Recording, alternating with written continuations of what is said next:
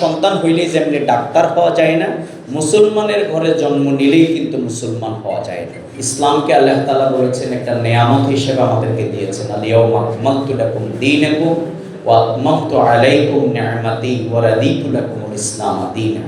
এই নেয়ামতে আল্লাহ তাআলা যে আমাদেরকে দিয়ে ইসলামের মতো এই জীবন আদর্শ আমাদেরকে দিয়েছেন, তার শুকরিয়া আদায় করতে হবে আমাদেরকে মুসলমান হওয়ার মাধ্যমে। আর সেই শুকরগুজারির জন্যই আমরা এই জ্ঞান অর্জন করব। আপনারা জানেন যে দুনিয়ার সকল ধর্মে সকল মানুষেরাই, যারা চৌধুরী অথবা কেউ পাটোয়ারি অথবা যে বংশের, তাকে কিন্তু সে বংশের সন্তান হলেই তাকে সেই নামে কিন্তু ডাকা হয়। কিন্তু মুসলমানের সন্তান হইলেই কিন্তু মুসলমান হওয়া যায় না, বরং ব্রাহ্মণের ঘরে জন্ম নিয়েও সে যদি ইসলাম গ্রহণ করে, সে যদি নিজেকে ইসলামের আলোকে তৈরি করে, তাহলে কিন্তু তাকে মুসলমান বলা হয়।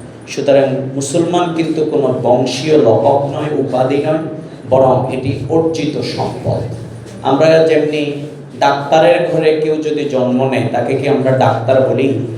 কেউ যদি মাওলানার ঘরে জন্ম নেয়, ইঞ্জিনিয়ারের ঘরে জন্ম নেয়, তাকে কি আমরা ইঞ্জিনিয়ার বলি? কেন বলি না? কারণ এটা হচ্ছে অর্জিত সম্পদ। যিনি ইঞ্জিনিয়ার হয়েছেন, ডাক্তার হয়েছেন, তিনি পড়ালেখা করে ডাক্তার হয়েছেন।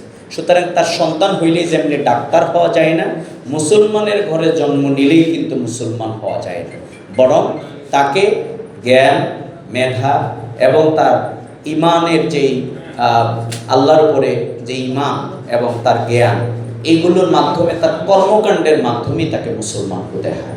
এটি কোনো বংশীয় অথবা বংশীয় পরম্পরার কোনো উপাধি নয়। এই জন্যে আমরা সেইটিকে বিশ্বাস করি যে আল্লাহর এই নিয়ামতের শুকরিয়া আমাদেরকে কিন্তু প্রকৃত মুসলমান হওয়ার মাধ্যমে, আল্লাহর গোলামি করার মাধ্যমে, আল্লাহ রব্বুল আলামিন তার রাসূল আমাদেরকে যে নির্দেশনা দিয়েছেন সেগুলো অনুসরণ করার মাধ্যমে আমাদেরকে এই দায়িত্ব, মুসলমানের দায়িত্ব আমাদেরকে পালন করতে হবে।